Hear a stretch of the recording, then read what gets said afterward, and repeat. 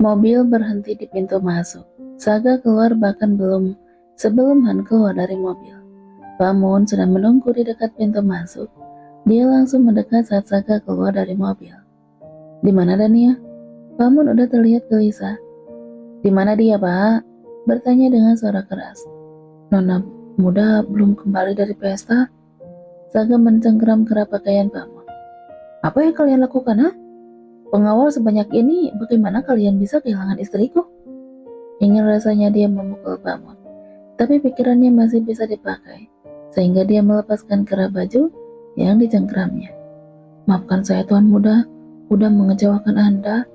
Membukukan kepalanya dalam sambil mengikuti langkah Saga masuk ke dalam rumah. Jen dan Sophie di mana? Ada di kamar. Panggil mereka. Han yang bergerak duluan sebelum Pamun, dia berjalan cepat menuju kamar Janika dan Sofia. Selang tidak lama mereka udah muncul bersamaan. Jen dan Sophie langsung duduk bersimpuh di hadapan Saga. Tuan Muda sedang sangat luar biasa marah karena Nona Dania menghilang dan belum kembali. Minta maaf dan jawab pertanyaannya dengan benar kalau kalian tidak mau mendapat masalah lebih besar.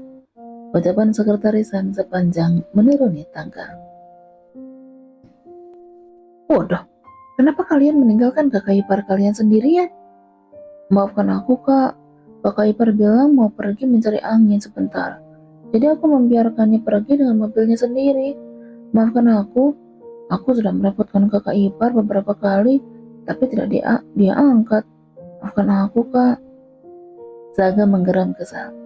Masuk ke kamar kalian, jangan tunjukkan wajah kalian sebelum kakak ipar kalian kembali. Maafkan kami kak. Han menggelengkan kepalanya cepat, mencegah Janika bicara lebih banyak. Dia menempelkan jemari telunjuknya di bibir. Diam dan pergi ke kamarmu. Begitu arti syaratnya. Jen dan Sophie bangun lalu menyeret kaki mereka menaiki tangga. Ternyata ini perasaan tidak nyaman tadi. Bodohnya aku. Kenapa aku membiarkan kakak ipar tadi? Han, kau tidak mungkin tidak memasang alat di HP atau mobil Dania kan? Memegang bahu Han kuat. Jangan mengecewakanku sekarang. Cih, aku memang harus segila itu untuk meladeni laki-laki yang sedang jatuh cinta kan? Tapi kenapa harus cepat ini? Han mengambil HP-nya. Sementara Saga belum melepaskan tangannya. Lacak posisi Nona Dania sekarang. HP-nya masih aktif sampai sekarang. Diam sebentar. Baiklah, bawa ahli kunci dan mobil patroli polisi untuk pengamanan. Sepertinya kita akan membobol gedung milik Nona. Saga melepaskan tangannya, dia udah bisa bernapas lega. Tunggu apa lagi? Pergi sekarang. Apa Anda tidak mau mandi dan ganti baju dulu, Tuan Muda? Sudah seharian Anda memakai pakaian ini kan? Apa itu masih penting sekarang? Berteriak di telinga Han kesal. Tentu saja, Anda kan akan bertemu Nona Dania. Sial, benar juga. Aku tidak mau muncul dengan penampilan kumal dan bau asem begini kan? Mohon bantu aku bersiap. Baik Tuan Muda. Saga bergegas menaiki tangga dan diikuti Pak Mun di belakangnya. Nona, Anda benar-benar jadi senjata ampuh menjinakkan Tuan Muda. Pesan diterima. Mobil Nona Dania ada di depan ruko dan lampu lantai 2 ruko menyala. Apa Anda mau saya membuka kunci sekarang? Tidak, tunggu Tuan Saga datang. Karena drama malam ini masih akan berlanjut. Aku juga ingin mandi air hangat. Malam semakin larut, udara dingin sudah menyelimuti bumi, mengajak manusia untuk beristirahat dalam mimpi yang indah. Namun tidak di depan ruko 2 lantai ini. 2 orang ahli kunci sedang membuka pintu dengan perlahan yang mereka bawa. Seorang pengawal memperhatikan semua kerja mereka dengan seksama. Sementara mobil patroli dan 2 petugas polisi berdiri di samping mobilnya. Siaga, lokasi ruko yang cukup ramai akan menimbulkan keributan sendiri jika tiba-tiba ada yang melihat serombongan orang terlihat membobol ruko. Han hanya tidak ingin ada masalah merepotkan. Jadi sebagai antisipasi, maka hadirlah mobil patroli sebagai pelengkap ketegangan malam ini. Mereka sedang berpacu dengan waktu membuka pintu. Sementara itu Saga masih duduk di dalam mobil, memandang lantai 2 yang lampunya menyala.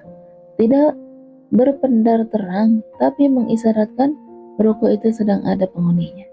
Sepertinya Dania hanya menyalakan satu lampu dari 3 lampu di lantai 2. Tirai tebalnya juga menghalangi bayangan atau apapun tampak dari luar.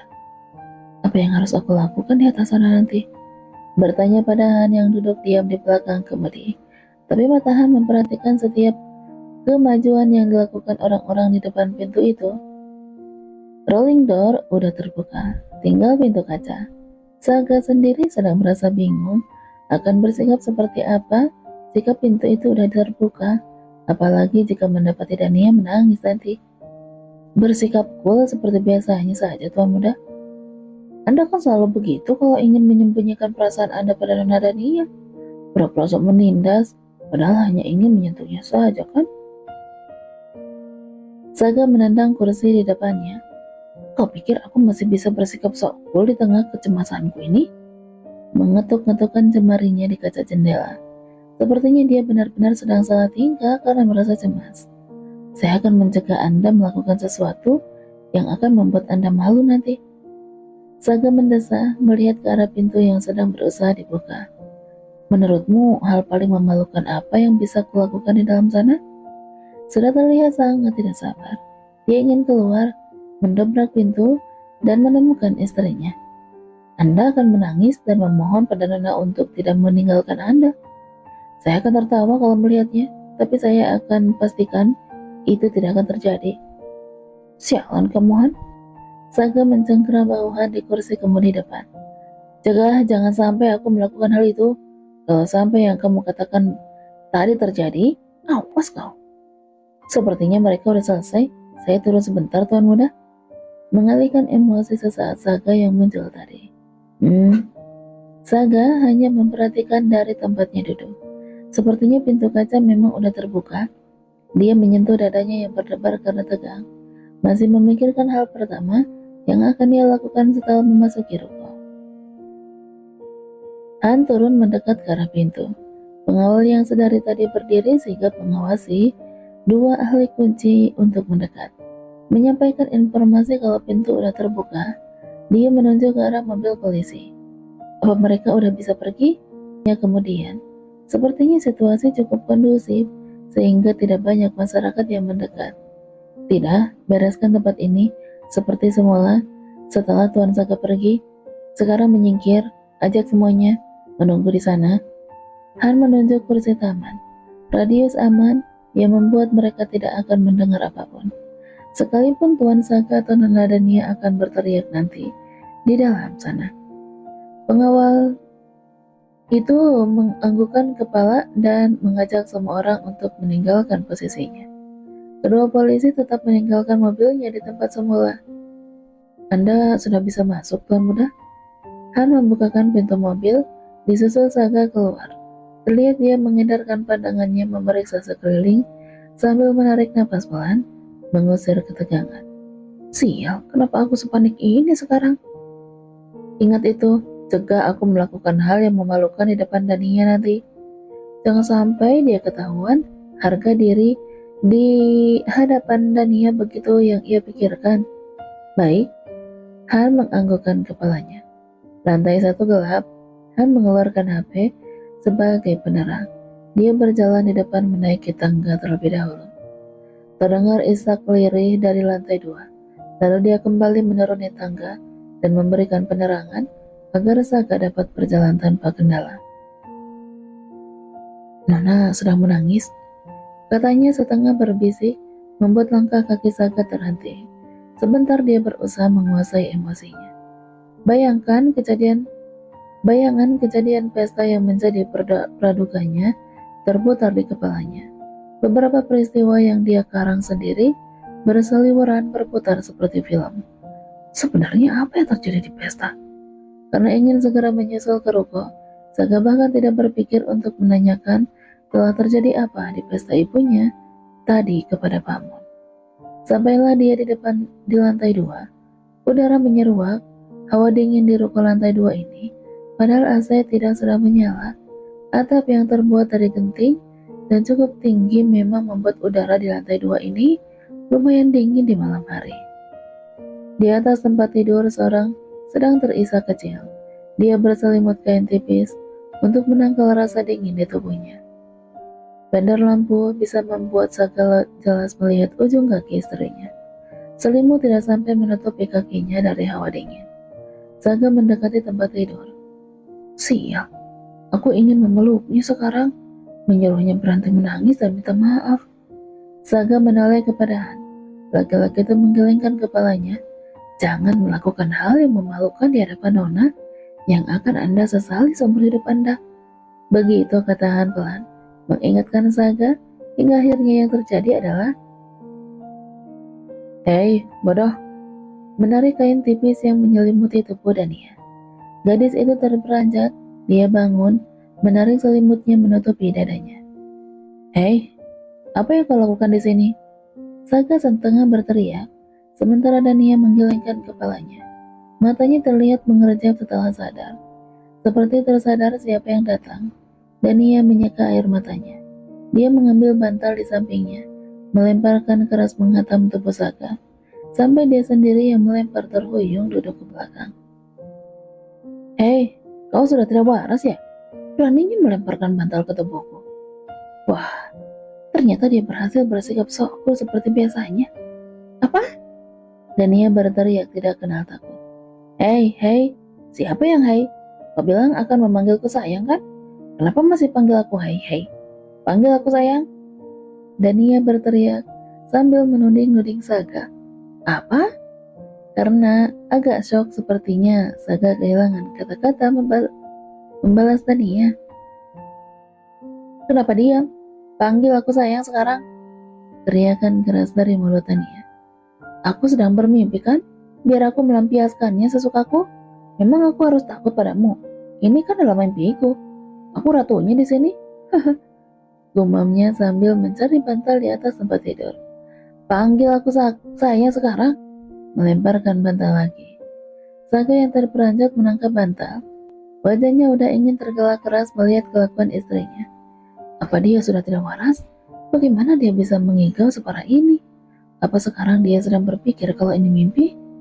"Kemari, mendekat kemari." Saga mengikuti perintah Dania. Gadis itu mencantikkan lengannya, sama seperti yang sering Saga lakukan. Lalu setelah Saga mendekati tempat tidur, dia menarik tangan itu sampai Saga terduduk di tempat tidur. "Hei kau," menuding kening Saga.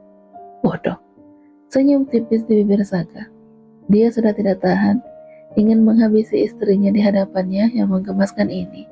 Tapi dia benar-benar ingin melihat sampai sejauh mana Dania melakukan kegilaan ini. Tangan Dania meremas rambut Saga, mengacak-acaknya. "Kau suka sekali menarik rambut bergelombang, bukan? Seperti ini? Seperti ini?" Dania mengacak-acak rambut Saga seperti sedang keramas, membuat kepala Saga bergoyang ke kanan dan ke kiri. Sekarang dia melepaskan rambut dan beralih memegang kedua pipi Saga. Satu kecupan di bibir. "Kau sering seenaknya menciumku kan? Seperti ini? Hentikan kelakuanmu itu. Kau pikir jantungku tidak mau meledak apa? Membuat orang berdebar-debar aja." Gumamnya. Wajah Saga merona, ternyata upayanya membuka hati Dania sedikit demi sedikit walaupun belum disadari gadis itu, tapi berjalan dengan baik. Dania ambruk dalam pelukan Saga. Kali ini mulai terdengar isak seperti saat Saga pertama muncul di ruko ini. "Kamu dari mana aja Tuan Saga tidak berperasaan? Tuan Saga jahat." Mulai memukul bahu Saga. "Wah, wah. Kau sepertinya sudah benar-benar tidak waras ya. Beraninya memakiku." Menyentuh dagu Dania dengan tangan kirinya, namun segera dilepas dengan tangan kanan Dania. "Mau apa kamu? Pergi." "Pergi suami jahat." Menyuruh pergi tapi dia memeluk pinggang Saga sambil mencerca dengan erat. Seperti tidak mau ditinggalkan. Namun selang tidak lama terdengar isak. Lama-kelamaan isak tangis itu mengeras, dan ia menangis sambil membenamkan kepalanya di dada Saga. "Kenapa bersikap baik kepada aku?